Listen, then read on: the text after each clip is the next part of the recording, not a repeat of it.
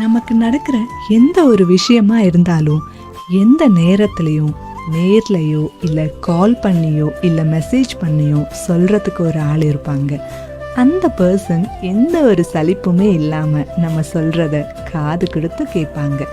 அப்படி சில பேர் தான் நம்ம லைஃப்பில் இருப்பாங்க.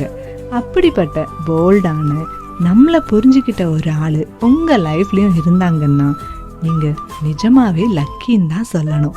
நம்ம சந்தோஷமாக இருந்தாலும் கஷ்டமாக இருந்தாலும் அதை ஷேர் பண்ணக்கூடிய ஆள்.